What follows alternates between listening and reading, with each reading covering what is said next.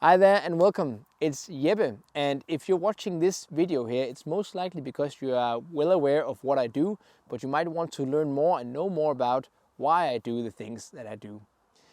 All the content I share about the brain, about our own state as human beings and how we can achieve the best possible life with the resources we have. A lot of the things I talk about in relation to that, it's centered around a concept I like to call survival and thrival.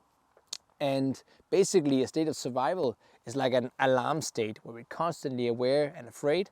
And the other state called thrival is where we're able to take a step back as human beings and rejuvenate and re-energize.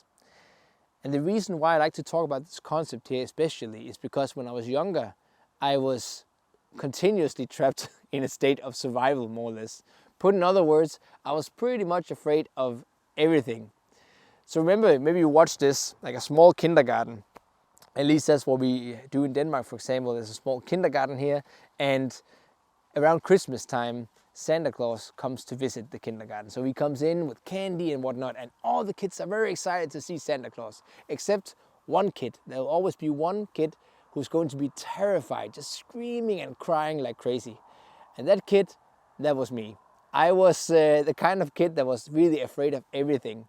And to begin with, that's very common, but as I grew older, this state of terror, this state of being afraid, actually evolved into some pretty noticeable traits of mine. First of all, I had a really hard time concentrating. I had a hard time focusing in on what I was doing. I was constantly aware of everything going on around me.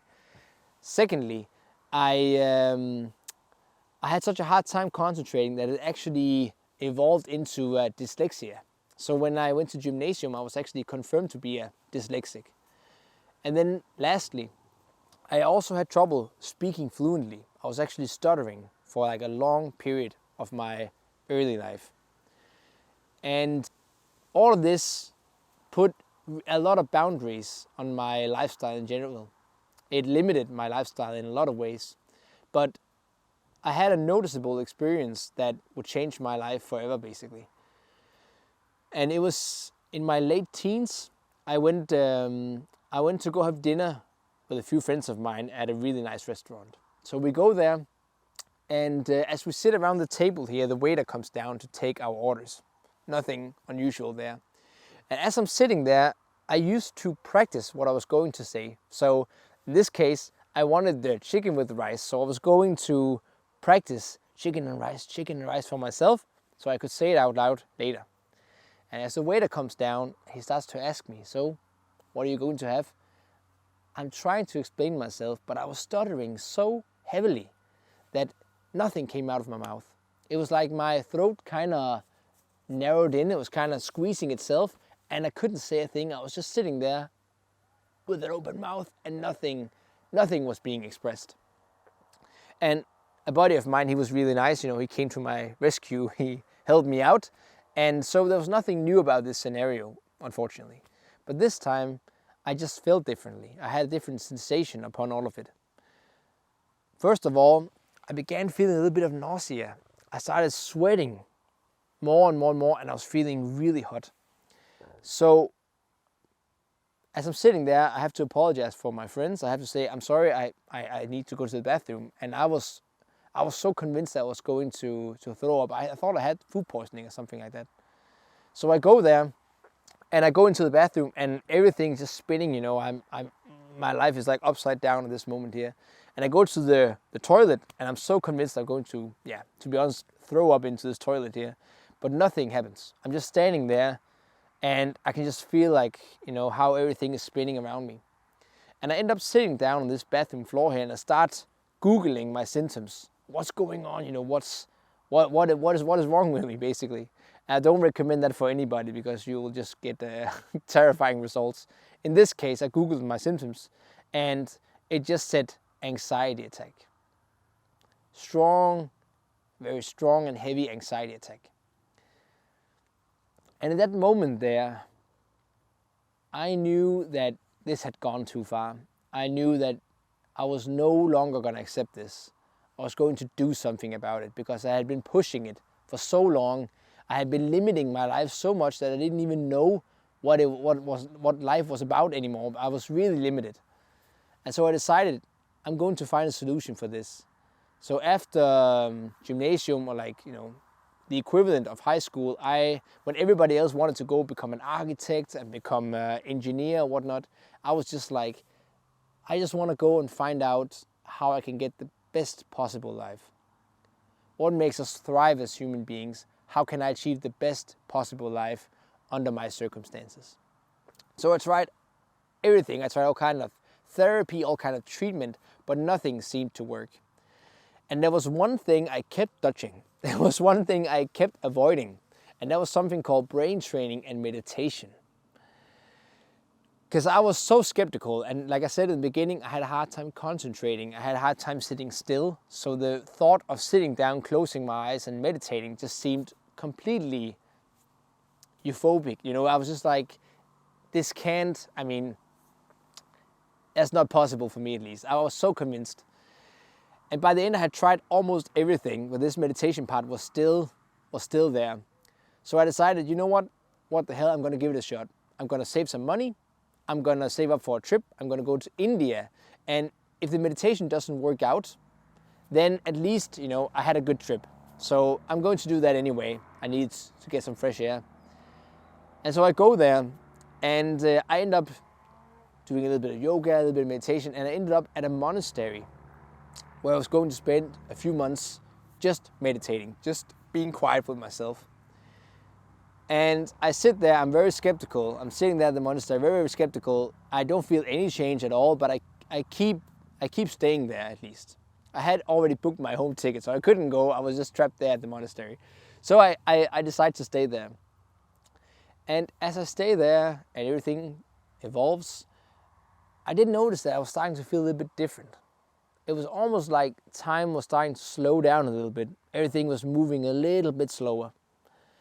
And I was so curious about what was going on and everything. And then one evening I had a conversation with a friend of mine back in Denmark, and we talked back and forth. And normally we exchange, we talk back and forth, but this time she was just so quiet, and I was just kept talking for like an hour. And then eventually she tells me, Jeppe, I just have to pause you there for a little bit.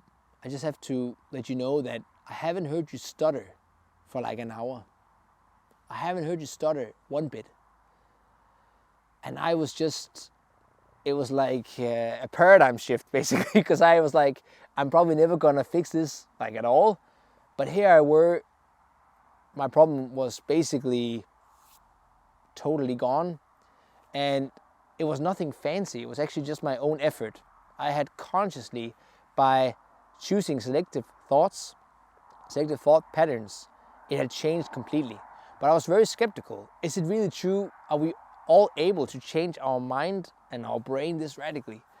So after that experience, I was so inspired to go find out. So I went all the way from the east, all the way to the west to learn more about the brain, learn more about the techniques, but basically get the scientific background also to learn more about our state as human beings, how our brain works, how our health works, how we function, and how can we possibly achieve the best lifestyle for ourselves.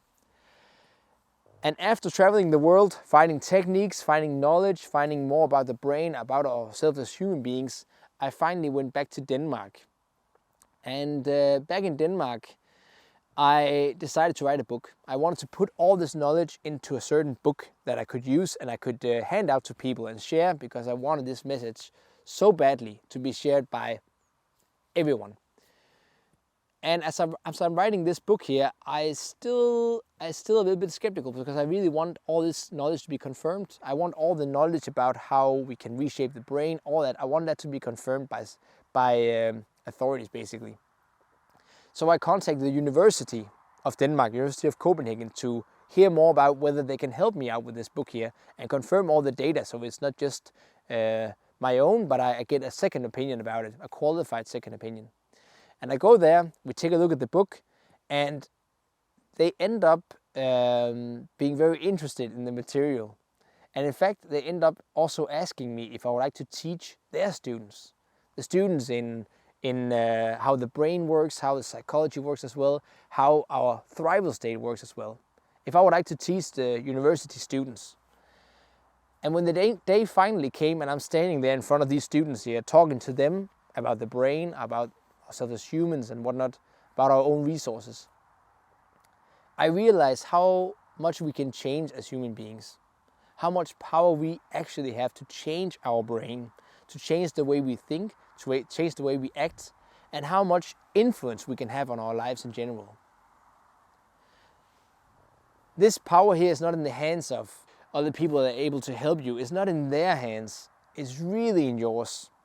And by taking simple steps, by taking simple techniques and applying them again and again and again, you are able to neurologically reshape and retrain your brain. I'm interested in you regaining the power over yourself and over your brain. And I'm telling you, this is possible. Not only do I know it from studies and whatnot, but I really truly experienced it. And I wish for you to have the same experience. If you are at all interested in any of this, please move forward on this site here. You can get free lessons on how you can actively reshape your brain right away. And if you have any questions at all to all of this, please feel free to contact me. I would love to hear from you. Otherwise, may you just have the best possible life forward. And thank you so much for watching.